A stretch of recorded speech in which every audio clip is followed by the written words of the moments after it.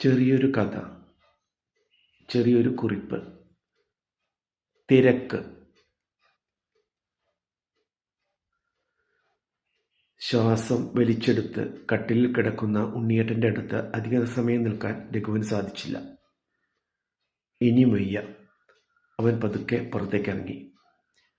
പടിയിറങ്ങുമ്പോൾ തിരിഞ്ഞു നോക്കി വിളിച്ചു പറഞ്ഞു, എന്തെങ്കിലും മാറ്റം ഉണ്ടാവുകയാണെങ്കിൽ ഒപ്പോൾ വിളിച്ചോളൂ, ഉടനെ വരാം.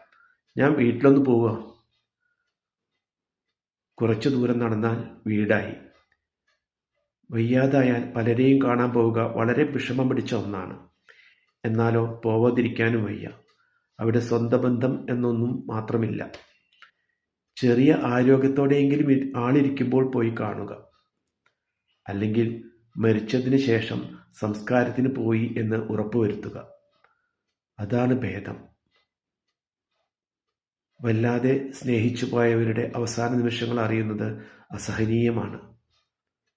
എല്ലാം കഴിഞ്ഞ ശേഷം ശാന്തരായി ഒന്നും അറിയാത്ത ഒരു കൊച്ചുകുട്ടിയെപ്പോലെ ഉറങ്ങുന്നത് കാണാം.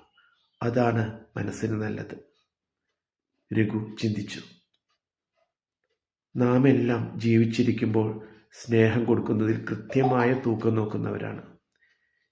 ചിലരുടെ കാര്യത്തിലാണെങ്കിൽ കൊടുക്കാതെ ബാക്കി വച്ച സ്നേഹമാവാം ആ സമയത്ത് വല്ലാത്ത ഒരു വിങ്ങലായി പുറത്തു വരുന്നത്. ഒരു കുറ്റവുമില്ലാതെ എല്ലാം മറന്ന് സ്നേഹിച്ച ഒരാൾക്ക് മരണത്തിലും ശാന്തതയോടെ ഇരിക്കാൻ സാധിച്ചേക്കാം. മരണം ഉള്ളിൽ വലിയൊരു ശൂന്യതയായിരിക്കും അനുഭവപ്പെടുത്തുക. പിന്നെ ഓരോ നാളും ആ അസാന്നിധ്യം മനസ്സിനെ നൊമ്പരപ്പെടുത്തിക്കൊണ്ടിരിക്കും. അവിടെയും ഇവിടെയും പഴയ പോലെ ആ വ്യക്തി സദാ ജീവിച്ചിരിക്കുന്നത് പോലെയും ഇടപഴകുന്നത് പോലെയും നമുക്ക് അനുഭവപ്പെടാം. ഉറഞ്ഞു വരുന്ന സ്നേഹം കൊടുക്കാനും തിരിച്ചു വാങ്ങാനും ആളില്ലല്ലോ എന്ന ബോധ്യം വരാൻ കുറച്ചു കാലമെടുക്കും.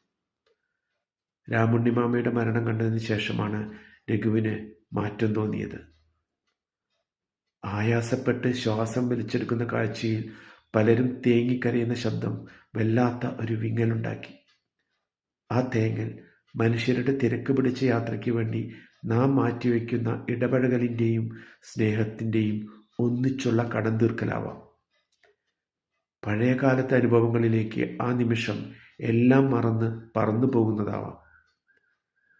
അന്നത്തെ ജീവിതരംഗങ്ങൾ ഒരു ഫ്ലാഷ് ബാക്ക് പോലെ മനസ്സിൽ രൂപപ്പെടുന്നു.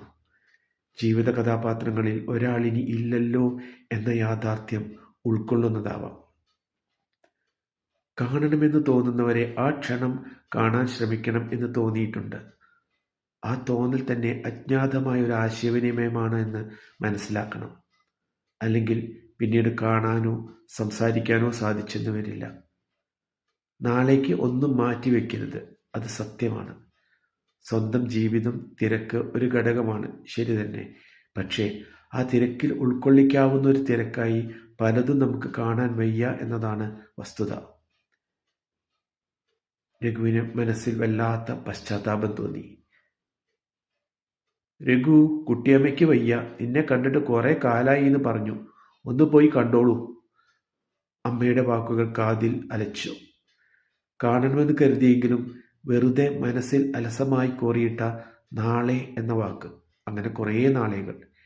എല്ലാം കഴിഞ്ഞതിന് ശേഷം ചെന്നിട്ട് മൃതശരീരം കാണാൻ കഴിയാത്തത് ഒരുപക്ഷെ ആ ജീവന്റെ നിശബ്ദമായ പരിഭവമാവാം. രഘൂട്ടനെ ദിവസവും നോക്കും. കുട്ടി എന്തേ വരാഞ്ഞ്? ഇനിയിപ്പോക്ക് കാണാൻ പറ്റില്ലല്ലോ. ഒരു അശരീരി പോലെ കേൾക്കുന്നതായി തോന്നി. എല്ലാവരും ഒരു നാൾ മരിക്കും എന്ന സത്യം എത്ര പേർ പൂർണ്ണമായി ഇപ്പോഴും ഉൾക്കൊള്ളുന്നുണ്ട്? അത് നിഷേധാത്മകമായ സമീപനമാണ് എന്ന തിരിച്ചറിവിലോ അറിവില്ലായ്മയിലോ മായ്ച്ചു കളയും. എല്ലാ വികാരങ്ങളും പുറത്ത് കാണിക്കാത്തവരും ഉണ്ടാവാം. തോന്നാത്തവരുണ്ടാവുമോ? അത് സംശയമാണ്. കർമ്മം ചെയ്യുന്ന തിരക്കിൽ ഇതും ഒരു കർമ്മം ഫലം എന്ന് ഉത്തരവാദിത്തോടെ ചിന്തിച്ചു പോകുന്നവരുമുണ്ട്. സത്യത്തിൽ ബന്ധങ്ങൾ, ശബ്ദം, ഇടപഴകൽ എല്ലാം നശ്വരമാണല്ലോ. കണ്ണിൽ കാണുന്നിടത്തോളം കാര്യമുണ്ട്, പിന്നെ ഓർമ്മയിൽ. അടുപ്പമില്ലാത്ത എത്ര പക്ഷികൾ, മൃഗങ്ങൾ, മനുഷ്യർ മരിച്ചു പോകുന്നു. ഏത് ശബ്ദമാണെന്ന് നമുക്ക് എങ്ങനെ അറിയാം? പക്ഷേ ഓർമ്മയിലുണ്ട് ഓരോ ജീവനും, കാഴ്ചയിൽ ഇനിയില്ലെങ്കിലും. രഘു കാല് കഴുകി വീട്ടിലേക്ക് കയറിയതേയുള്ളൂ. ഫോൺ ശബ്ദിച്ചു. ഫോൺ എടുത്തു. കട്ട് ചെയ്യാൻ അധികം സമയമെടുത്തില്ല. പതുങ്ങിയ ശബ്ദത്തിൽ ഇത്രമാത്രം പറഞ്ഞു: ദാ ഇപ്പം വരാം.